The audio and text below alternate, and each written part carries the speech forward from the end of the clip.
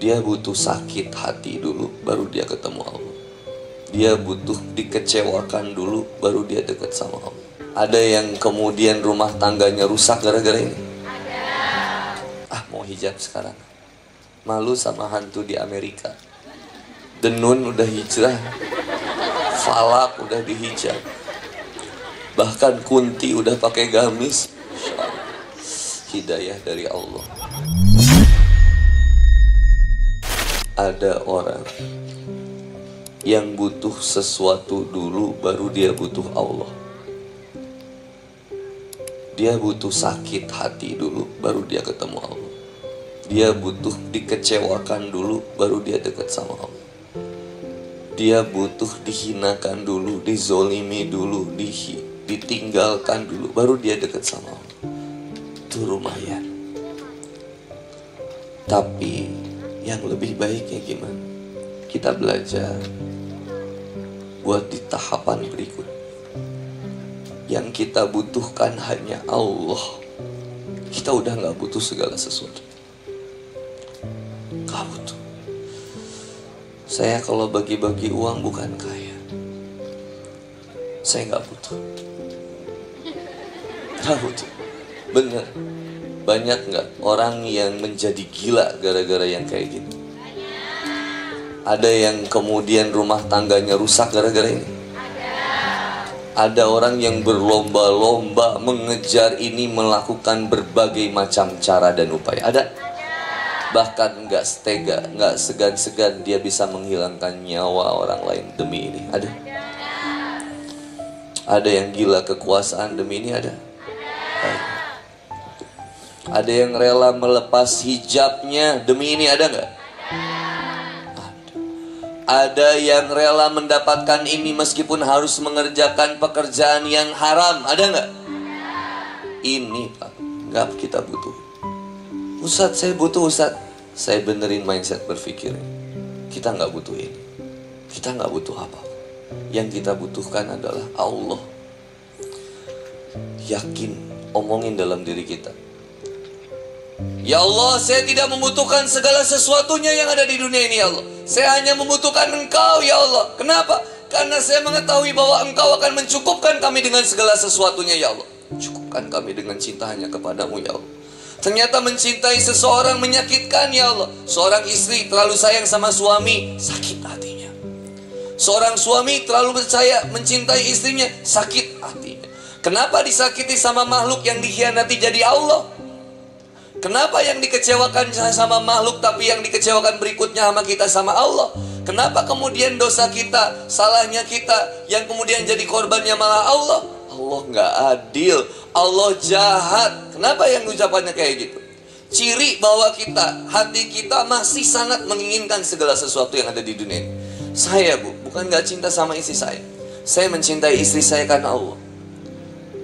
Akhirnya saya bisa nerima kurangnya dia, marahnya dia, gak baiknya dia. Saya terima karena Allah perintahkan saya buat sabar ngadepin itu. Kalau saya gak cinta dia karena Allah, maka saya akan menuntut istri saya buat sempurna. Kamu gak boleh kayak gitu, kamu gak boleh gitu. Dan itu sangat melelahkan. Dan itu gak sehat cintanya. Cinta yang paling layak bukan buat seseorang, tapi kepada Allah. Biar Allah yang mempertemukan kita dengan siapa, kemudian kita sama-sama menghamba mencintai Allah. Tapi kita juga perlu ikhtiar. Oke, sekarang dimulai dari harusnya aku yang di sana. Sebuah ketidakpenerimaan atas ketetapan Allah. Saya harusnya di sana. Saya kayak lagi mentafsirkan lagunya Armada sih. Kan gimana liriknya?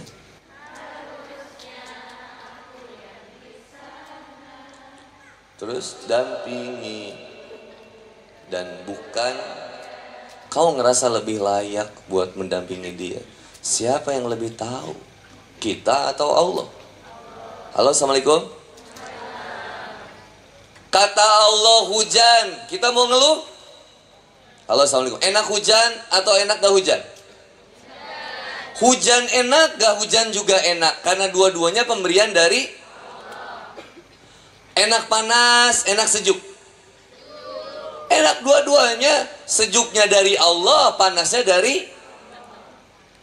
Enak kopi atau enak Pocari? Nih lihat, ada air putih, ada Pocari, ada ini kayaknya rasa, ada teh, ada kopi. Enak yang mana? Nggak ada kopi hitam tapi. Enak yang mana kira-kira? Hah? Kopi enak, teh enak, air enak, Pocari juga enak. Semuanya jadi enak, gak ada yang gak enak. Yang paling enak, minuman yang paling enak adalah minuman yang ada. Yang tidak ada, maka tidak. Saya pengen kopi hitam, tapi kan gak ada. Enak gak? Gak enak. Terlalu menginginkan kopi hitam, padahal tidak ada. Nyiksa gak? Nyiksa. Maka syukuri apa yang ada dulu. La in sakartum, barang siapa yang bersyukur, maka Allah akan tambahkan. Quran surat Ibrahim ayat keberapa itu? Halo, assalamualaikum. Kenapa sih jadi stres gini? Aku salah ya? Aku tuh orangnya suka overthinking gitu, maaf ya. Suka nggak sadar kalau lagi tausiah tuh kayak kesurupan. Bismillahirrahmanirrahim. Ya astagfirullahaladzim. Ini memang punya saya, bukan Pak Maruf. Takutnya ini bukan untuk saya. Untuk saya benar. Sah, halal berarti ya. Soalnya ada kisah yang apel kegigit kemudian minta tanggung jawab, kan akhirnya harus nikahin anaknya. Saya takutnya gara-gara minum kopi yang bukan punya saya harus nikahin warga di sini gitu. Istri saya yang saya cintai cuma satu dan satu-satunya. Alhamdulillah. Teh Rini di Bandung. Di Jogja udah lagi. Enggak.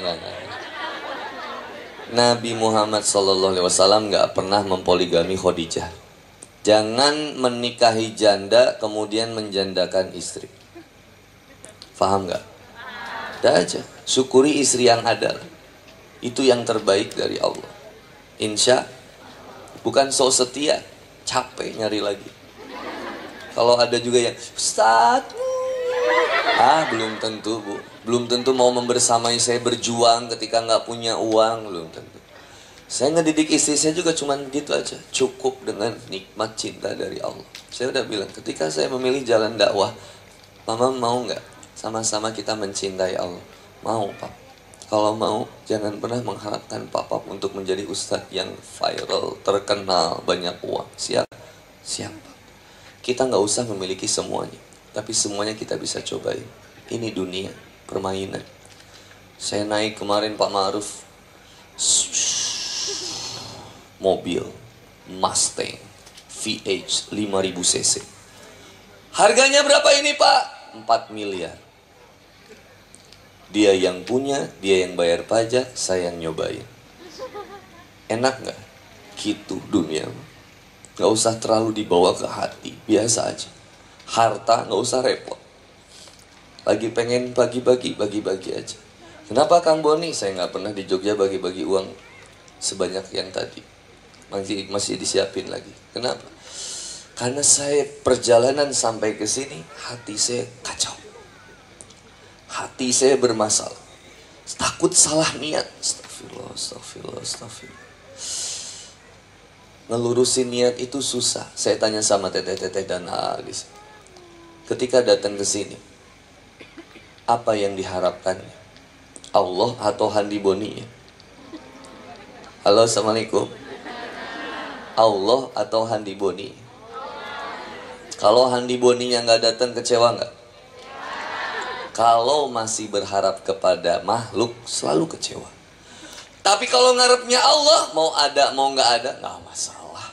Nggak jadi pulang lagi. Ternyata kemudian kata Pak Ma'ruf disebutin, mohon maaf ibu-ibu, teteh-teteh yang udah dari sore datang, ternyata Handi Boninya nggak bisa datang. Wah, pulang. Ada yang gitu? Bahkan dikasih tahu sama Pak Ma'ruf. Karena kebetulan kita doakan Handi Boninya meninggal tadi. Masih mau kecewa nggak? Malah bilangin, kenapa meninggalnya hari ini sih? Nggak besok aja? Nggak menerima kepada ketetapan. Ridho menerima kepada ketetapan dari Allah. Dah, nggak usah repot sama urusan dunia. Masalah harta, masalah jodoh, Masalah apapun udah ditetepin sama Allah. Tugas kita sekarang gimana? Set kita tarik. Mulai dari hari ini. Mulai dari hari ini, lihat masa depan kita. Dimulai dari apa, Kang? Taubat. La kabirota ma'al istighfar. 1, 2, 3. Maka tidak ada dosa besar kecuali dengan istighfar. Banyak istighfar kepada Allah Subhanahu wa taala. Lalu kemudian yang keduanya, wala saghirata ma'al israr. Tidak ada dosa kecil kecuali dilakukan terus-menerus. Jadinya besar juga. Maka kata Ibnu Qayyim al-Jauzi, apa yang kamu anggap dosa kecil kalau dosa itu terus kamu lakukan? Kamu tahu ke dosa itu tapi kamu terus lakukan. Ya namanya dosa besar juga. Maka jangan pernah menyepelekan dosa. Mulai dari sekarang latihan. Ya Allah, listing. Kita masih maksiat apa? Pantesan kita nggak bahagia dalam hidup ini. Banyak kecewanya, banyak sedihnya. Mulai dari pertobatan dengan muhasabah. Ingat, astagfirullah, saya nggak mau pacaran, saya nggak boleh pacaran, saya nggak boleh bersentuhan dengan lawan jenis, saya nggak boleh banyak berkomunikasi dengan lawan jenis, saya mau bismillah, mau mencoba. Yang keempat, ikhtiar sosial media saya. Kalau ada selebgram di sini, silakan gunakan dengan sebaik-baiknya. Tapi kalau bisa latihan, bismillah, saya mau jadiin sosial media saya jadi secret aja, nggak mau kelihatan wajah, atau mau digembok. Kayak istri saya digembok. Nggak boleh ada laki-laki yang nge-follow dia kecuali suaminya. Cuman papap yang bisa dia follow. Sama aku juga, aku cuman follow istri aku, nggak bisa follow akhwat-akhwat yang lain. Sebagai apa, Kang? Sebagai ikhtiar upaya supaya setia. Karena kadang postingan akhwat-akhwat yang sekarang itu gemoy, ngegemesin. Belum yang joget begini. Udah. Apalagi udah pakai daster yang bergoyang gitu dah. Udah. Gak sengaja kelihat. Ikhtiar. Ikhtiar. Yang baru berhijab sekarang, bismillah, pengen istiqomah. Mau hijab sekarang. Malu sama hantu di Amerika. Denun udah hijrah. Falak udah dihijab. Bahkan Kunti udah pakai gamis. Hidayah dari Allah. Yang akhwat hijab. Kata Asma binti Abi Bakar, aurat ketika bertanya kepada Rasulullah Muhammad SAW, ya Rasulullah, sampai mana batasan aurat wanita? Ini dan ini. Maka kemudian akhwat perlu pakai kaos kaki. Karena kaki merupakan aurat dari wanita. Ada laki-laki yang terobsesi hanya dengan melihat kaki.